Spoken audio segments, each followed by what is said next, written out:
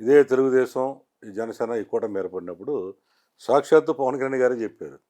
ఏంటంటే మాకు 60 సీట్లు 70 సీట్లు కావాలని కొంతమంది కాపులు అంటే కొంతమంది పెద్ద కాపు నాయకులు ఒక అడుగు ముందుకేసి ఇన్నాళ్ళు అధికారం లేదు మనకి, ఆ 2 కుటుంబాలే ఉన్నాయి, ఆ 2 కులాలే ఉన్నాయి, పవర్ షేరింగ్ కావాలయా అని అంటే 21 సీట్లే తీసుకున్నాడైనా 21 సీట్లు గెలిచామన్నారు. పవర్ షేరింగ్ రాదు సీఎంగా. అదేమంటే మీరు అన్నమాట చెప్పాడు ఆయన కూడా.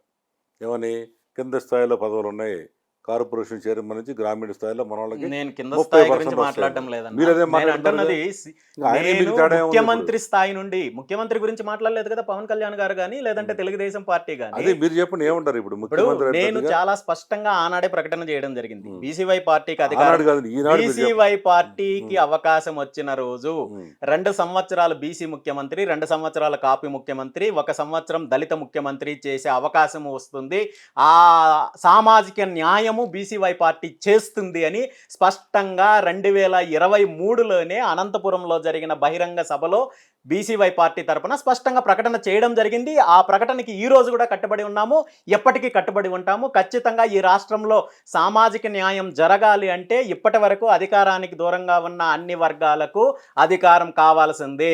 అందులో ప్రధానంగా ఈ 2 పార్టీలు, ఈ 2 కుటుంబ పార్టీలకు అధికారం రావడానికి ఇప్పటి వరకు పల్లకి మోస్తున్న బీసీలకు, కాపులకు, దళితులకు అధికారం కావాల్సిందే. ఆ 3 వర్గాలకు అధికారం కోసం బీసీవై పార్టీ కట్టుబడి ఉంది అనేది ఎప్పటికీ స్పష్టంగా తెలియజేస్తున్నాం. ఇందులో ఎటువంటి దాపరికాలు లేవు, ఎటువంటి అనుమానాలు లేవన్నా. ఈ 3 వర్గాలు కూడా అధికారం లేదు కాబట్టి 2 ఏళ్ళు బీసీ, 2 ఏళ్ళు కాపులు, 1 సంవత్సరం దళితులు. అదే మీరు చెప్పేది? ఎగ్జాక్ట్గా కన్ఫామా? కన్ఫర్మ్ అన్న. అందరు రాజకీయ నాయకులాగా మీరు కూడా మాట మార్చేస్తాను. మీరు కావాలంటే రికార్డ్స్ చెక్ చేసుకోండి.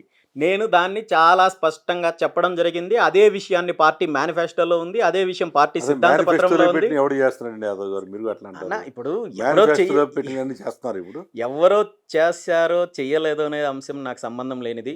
నేను మాట్లాడిన దానిపైన అయితే నాకు స్పష్టత ఉంది, నేను ప్రకటించిన అంశం పైన అయితే నాకు క్లారిటీ ఉంది.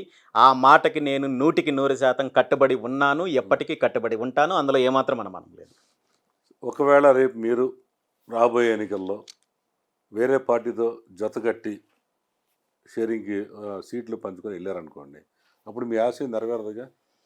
మీకు ఇంతకు ముందు చెప్పినట్టు నిజంగా నాకు అలాంటి ఆలోచనలు ఉంటే 2024లో నాకు వచ్చిన అవకాశాలను నేను ఉపయోగించుకోండి అంటే ఈరోజు ఇలా ఉండేవాడిని కాదు, ఇలా పోరాటం చేసే అవకాశం ఉండిండేది కాదు. ఏమొచ్చింది మీ ఆఫర్ తెలుసుకోవచ్చు మేము? ఇది గతంలో నేను చాలాసార్లు చెప్పానన్నా, దాని గురించి పదే మాట్లాడడం కూడా బాగుండదు.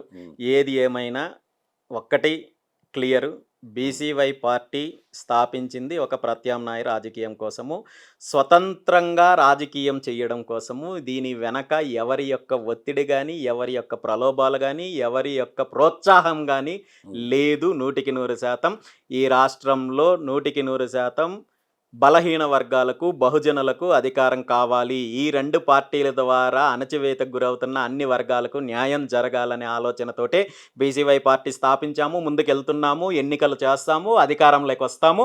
అధికారంలోకి వచ్చిన తర్వాత మేము ఏదైతే మాట చెప్పామో, ఏ సిద్ధాంతాన్ని అయితే ప్రజల్లోకి తీసుకెళ్తున్నామో వాటిని నెరవేర్చడానికి కట్టుబడి ఉంటామో. అందులో ఏమాత్రం అనుమానం లేదండి. మీరు ఒక రాజకీయ పార్టీ స్థాపించారు, మీ సిద్ధాంతాలు కూడా బాగున్నాయి.